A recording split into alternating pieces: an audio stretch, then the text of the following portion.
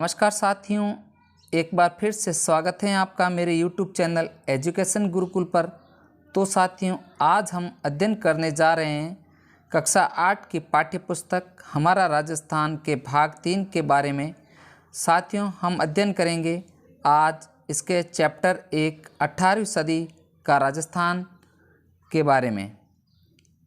तो साथियों, अगर आप वीडियो शुरू करने से पहले मेरे चैनल पर नए हैं तो चैनल को सब्सक्राइब करना ना भूलें तथा जब भी मेरा कोई नया वीडियो आए आप तक नोटिफिकेशन सबसे पहले पहुंचे। अध्याय 1 18वीं सदी का राजस्थान, हम इसका सार संग्रह अध्ययन करने जा रहे हैं। मराठा शक्ति को सर्वप्रथम शिवाजी ने संगठित किया। ध्यान रखने वाली चीज़ है साथियों यहाँ पर कि मराठा शक्ति को सर्वप्रथम किसने संगठित किया, तो यहाँ आंसर बनेगा सर्वप्रथम शिवाजी ने संगठित किया। औरंगजेब की मृत्यु के पश्चात मराठा शक्ति ने उत्तर भारत में विस्तार की नीति अपनाई।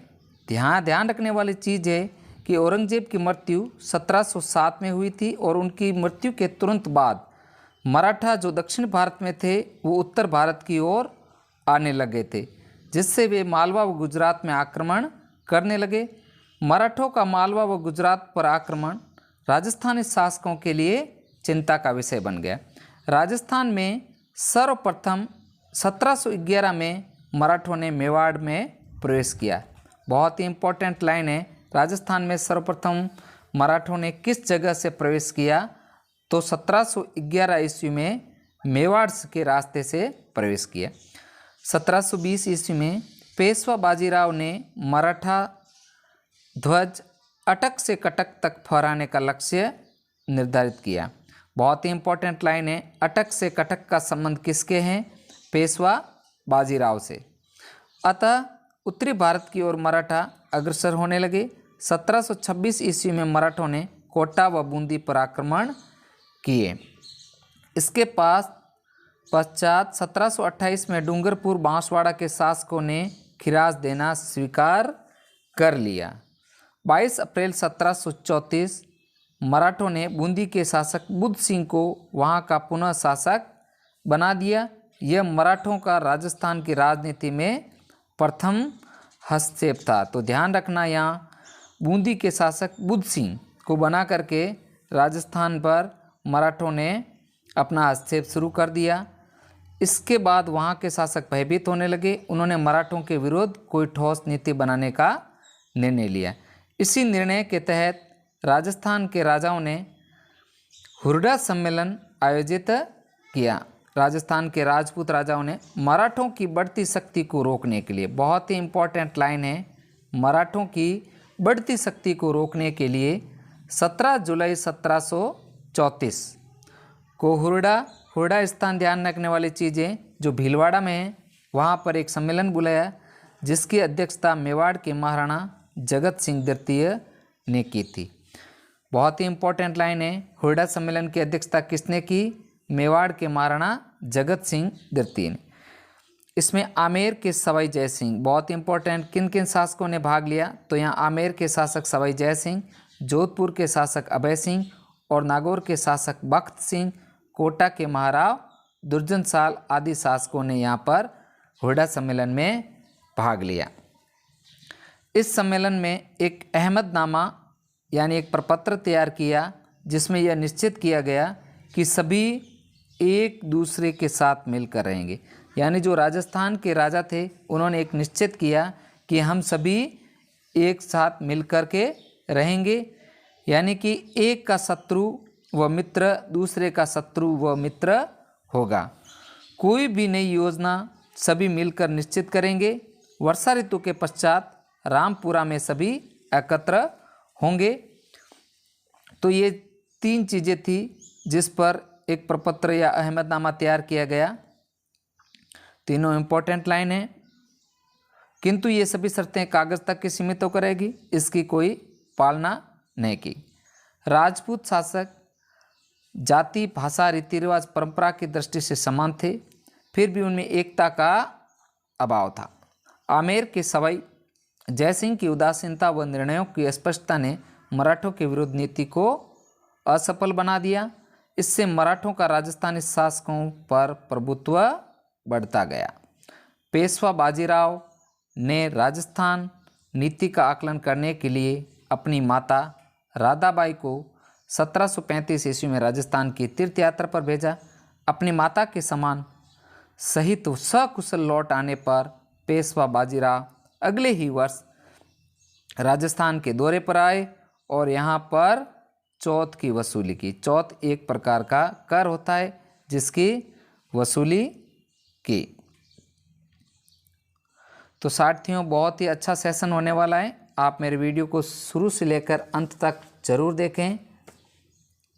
आगे है राजस्थान के उत्तराधिकार संघर्ष में मराठाओं की भूमिका।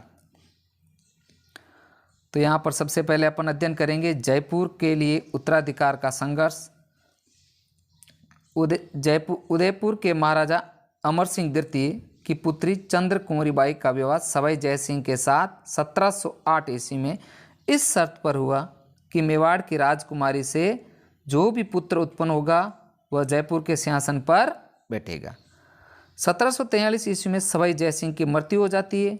तब मेवाड़ की राजकुमारी चंद्र कुंवरी बाई से उत्पन्न पुत्र माधो सिंह ने अपने मामा महाराणा जगत सिंह द्वितीय के सहयोग से सवाई जय सिंह के ज्येष्ठ पुत्र ईश्वर सिंह को चुनौती दी। मराठा सरदार मल्हार राव होलकर द्वारा माधो सिंह का पक्ष लिया गया। यहाँ पर मराठों का हस्तक्षेप स्पष्ट दिखाई देता है।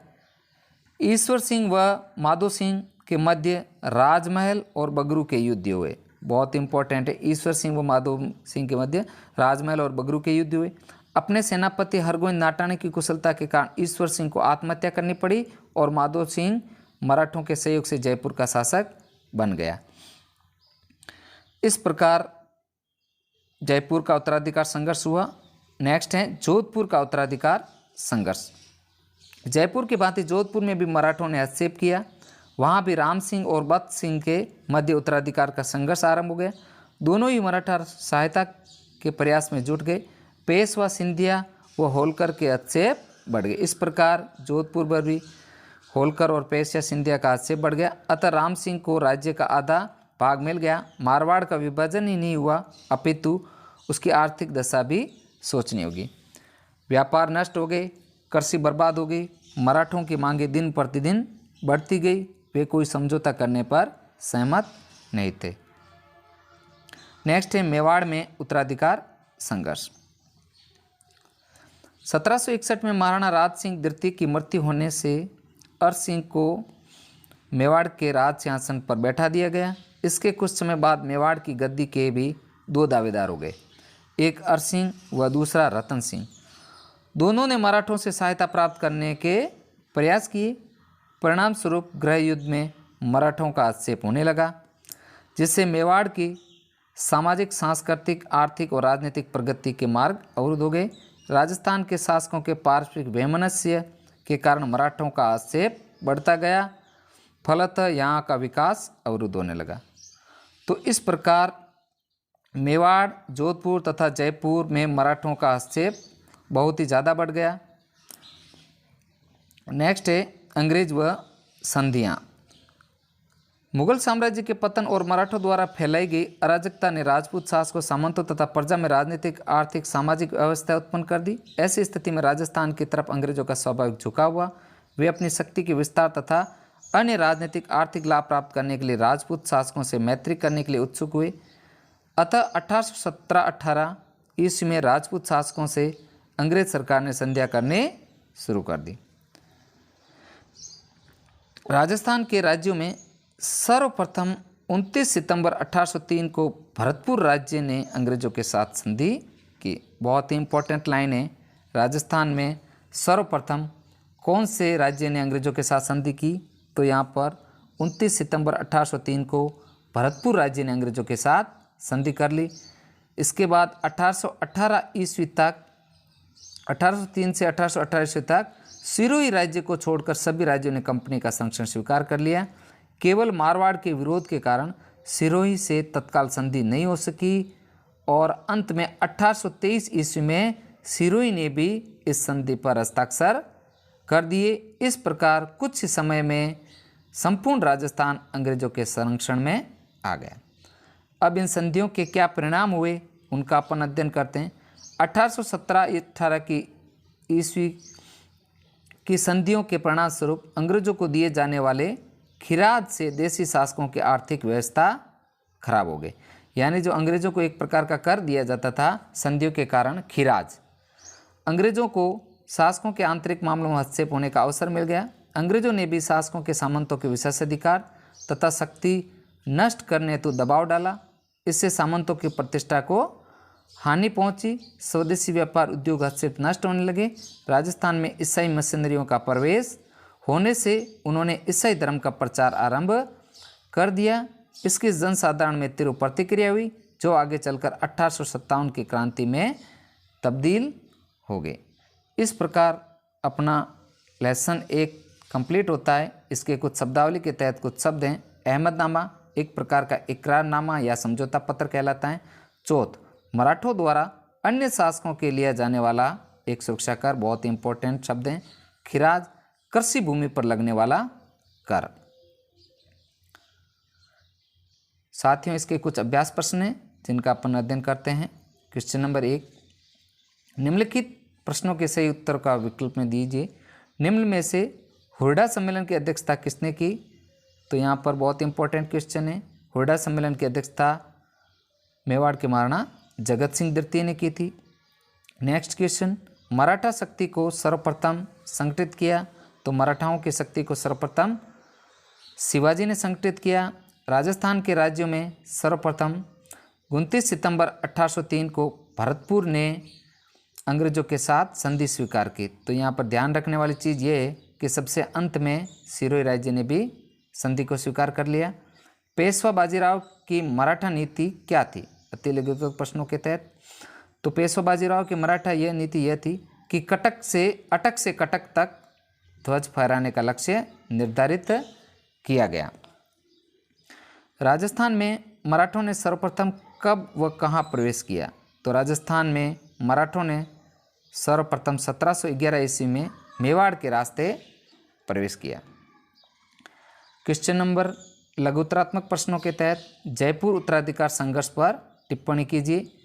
तो यहाँ पर जयपुर का उत्तराधिकार संघर्ष का आंसर यहाँ से आपको देना है जयपुर उत्तराधिकार संघर्ष। ये पूरा चैप्टर यहाँ से लेकर के यहाँ तक आपको कंप्लीट करना है, ये इसका आंसर रहेगा। नेक्स्ट अगला क्वेश्चन, हुरडा सम्मेलन में क्या अहमदनामा तैयार किया गया? हुरडा सम्मेलन में यह अहमदनामा तैयार किया गया, यह निश्चित किया गया कि सभी एक दूसरे के साथ मिलकर रहेंगे। एक का शत्रु या मित्र दूसरे का शत्रु या मित्र रहेगा।